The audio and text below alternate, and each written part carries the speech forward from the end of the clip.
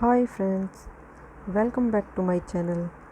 आज मैं लेकर आई हूँ आपके लिए एक और क्वेश्चन जिसमें हम देखेंगे कि स्टेटमेंट से हम इक्वेशन कैसे बनाते हैं और उसका सॉल्यूशन कैसे फाइंड आउट करते हैं। तो चलिए बढ़ते हैं आगे। तो इसके अंदर गिवन है the ages of Hari and Harry are in the ratio 5/7। तो फर्स्ट ऑफ ऑल तो हमें ये पता होना चाहिए कि जो रेशो है वो रेशो होती क्या है, कैसे हम रेशो निकालते हैं। तो पहले हम रेशो के कंसेप्ट को समझते हैं कि रेशो होता क्या है। तो चलिए देखते हैं। अगर हमें रेशो का मतलब होता है कि हम क्या कर रहे हैं, जो कोई भी दो स्पेसिफिक चीज़ हैं उनको कंपेयर कर रहे हैं एक दूसरे के कंपैरिजन में, कौन सी कितनी ज़्यादा है कितनी कम है। जैसे अगर हम मान लेते हैं कि एक जो लड़का है उसकी एज 21 है और दूसरे की एज 24 है। अगर हम इन दोनों की कंपेयर करें तो इन दोनों की कंपेयर करने के बाद इनकी अगर हमें रेशो निकालनी है तो हम क्या करेंगे, जो कॉमन चीज़ है ना, कॉमन फैक्टर है वो निकाल देंगे और जो हमारे पास कंपोनेंट बच जाता है, जो फैक्टर बच जाता है उस फैक्टर को हम रेशो की फॉर्म में लिख देते हैं। जैसे अगर हम देखें तो 21 किसकी टेबल में आता है, 2 की या 3 की या 7 की।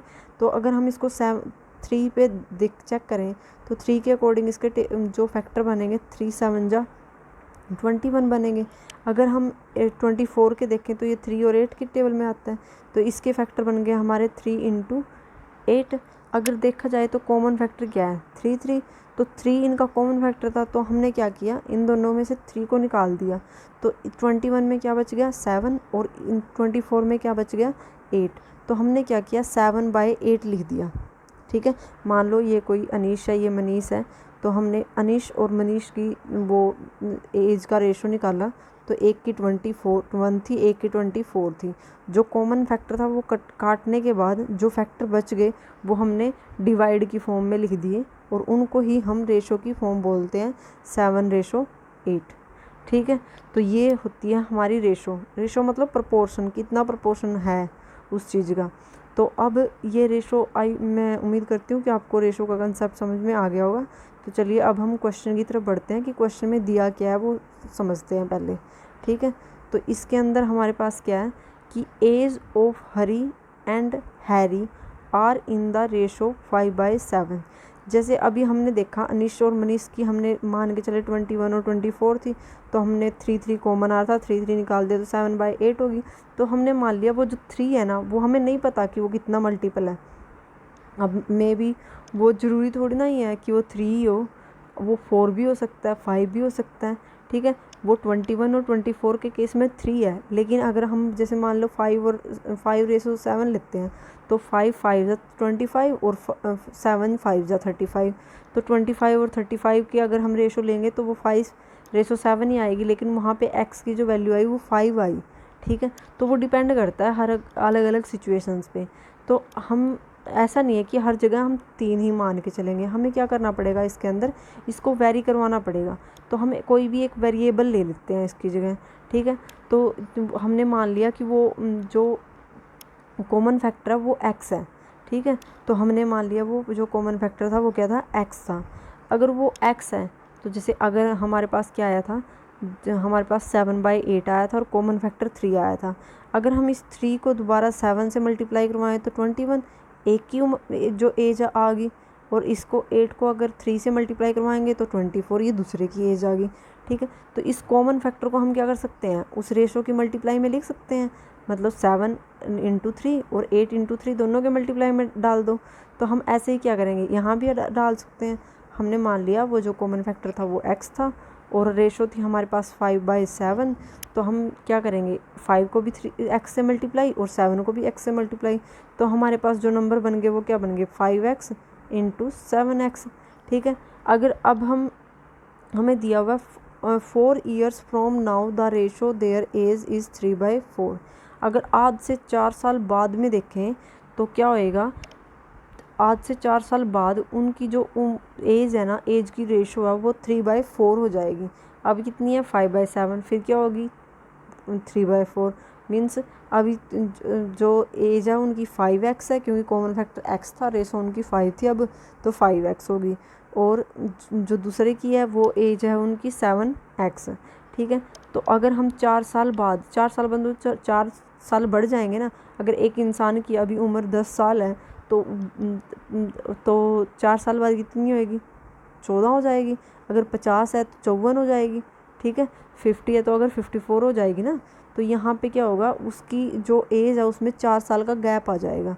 तो हम यहाँ भी क्या कर सकते हैं, अभी ये तो क्या आई है 5x इंटू 7x, 5x और 7x इनकी ओरिजिनल एज आई है ना जो प्रेजेंट में है। अगर हमें आफ्टर 4 ईयर्स देखना है, जैसे यहाँ पे लिखा हुआ 4 ईयर्स, तो 4 ईयर्स अगर देखना है तो उसके लिए हमें क्या करना पड़ेगा, 4 ऐड करना पड़ेगा इसके अंदर। तो हम ऐड कर देंगे 5x प्लस 4 और दूसरे की है 7x प्लस 4। अब जो इनकी रेशो है वो 3/4 है। तो रेशो के लिए हम इसको क्या करते हैं, डिवाइड करवा देते हैं। तो हमने सेकंड टर्म इसके डिवाइड में रख ली और इसको इक्वल रख दिया 3/4 के।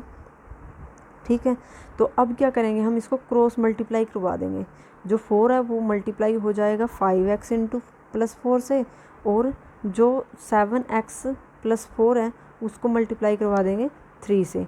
ये क्रॉस मल्टीप्लाई का क्या चक्कर होता है कि हम क्या करें, जो एक इस साइड में डिवाइड में है तो वो उधर जाके क्या होता है, मल्टीप्लाई हो जाता है। ठीक है, अब जैसे 7x/4 है, ये इधर डिवाइड में है लेफ्ट हैंड साइड में, तो ये राइट हैंड साइड में जाके 3 के मल्टीप्लाई में चला जाएगा। और 4 क्या है, वो डिवाइड में है, तो 4 लेफ्ट हैंड साइड में इक्वल के लेफ्ट हैंड साइड में जाके मल्टीप्लाई हो जाएगा। ठीक है, तो ये मतलब कैसे बनेगा, ये हमारा बनेगा यहाँ पे 5x plus 4 7x plus 4 equal to 3/4। हमने करवानी है अब इसकी क्रॉस मल्टीप्लाई। तो क्रॉस मल्टीप्लाई हम कैसे करेंगे, यहाँ पे ये 5x plus 4 into 4 equal to 3 into 7x plus 4। ठीक है, तो अब हम क्या करेंगे, ये 4 को अंदर मल्टीप्लाई करवाएंगे 1/1। ये 4 क्या होएगा, इससे मल्टीप्लाई होएगा और इससे मल्टीप्लाई, तो हम करवा देंगे। तो यहाँ पे क्या आएगा, 4 5 ज़ा 20x, 4 4 ज़ा 16, 3 7 ज़ा 21x, 3 4 ज़ा 12।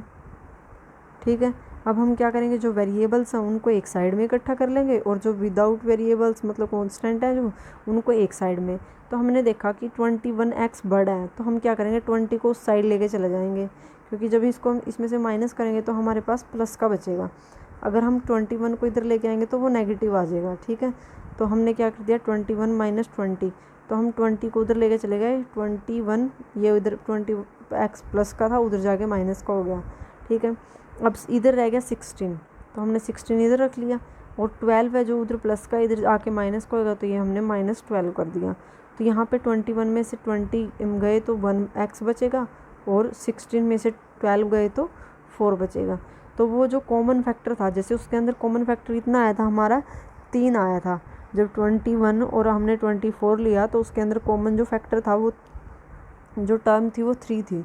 लेकिन अब इसके अंदर जो हमारी कॉमन टर्म आई है वो आई है 4। तो अब हम यहाँ से क्या करेंगे, इसके अंदर जैसे अब ये हमारी आ गई 4। ठीक है, तो अब हम वेरीफाई करेंगे इसको, क्या ये आंसर हमारा ठीक आया कि नहीं आया। तो हमें उनकी प्रेजेंट एज निकालनी है पहले तो। ठीक है, तो हम पहले प्रेजेंट एज निकाल लेते हैं। तो जब हमने एक्स कॉमन फैक्टर लिया था, तो वो कॉमन फैक्टर लेने के बाद जो इनकी एज निकाली थी वो इनसे मल्टीप्लाई करके निकाली थी। तो यहाँ से 5 की एक्स के साथ मल्टीप्लाई करवाई थी, 5x आया था, और 7 की एक्स के साथ मल्टीप्लाई करवाई थी तो 7x आया था। अब हमारी x की वैल्यू यहाँ पे 4 है, तो हम x की वैल्यू अगर 4 यहाँ पे रखें तो 5 इंटू 4 एक की एज हो जाएगी और दूसरे की 7 इंटू 4, तो 5 4 ज़ा 20 और 7 4 ज़ा 28। तो एक की जो एज है वो कितनी है 20 और दूसरे की एज कितनी है 28। अब हमें वेरीफाई करना है कि क्या ये जो वैल्यूज़ आई हैं ये ठीक है कि नहीं। तो हम इसको वेरीफाई करेंगे अगली जो स्टेटमेंट दे रखी है उसके अकॉर्डिंग, कि 4 साल बाद उनकी जो एज की रेशो हो जाएगी वो 3/4 हो जाएगी।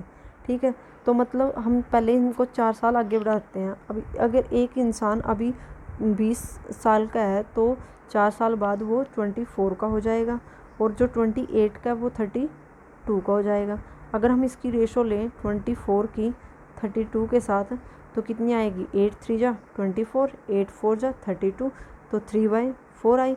और हम डिवाइड की फॉर्म को रेशो की फॉर्म में लिख सकते हैं, तो 3/4 आ गया। तो यही एग्जैक्ट है ना जो इन्होंने गिवन है, तो इसका मतलब हमारी जो ये वैल्यू आई है वो बिल्कुल सही है। तो यहाँ पे हमारा ये क्वेश्चन कंप्लीट होता है और मैं उम्मीद करती हूँ कि आपको मेरा ये क्वेश्चन अच्छे से समझ में आया होगा और आपको मेरी वीडियो भी अच्छी लगी होगी। अगर आपको मेरी वीडियो अच्छी लगी तो प्लीज़ मेरे वीडियो को लाइक करें और कमेंट करें, और अगर हो सके तो शेयर भी ज़रूर करें। और अगर आप मेरे चैनल पर नए हैं तो मेरे चैनल को सब्सक्राइब भी ज़रूर करें।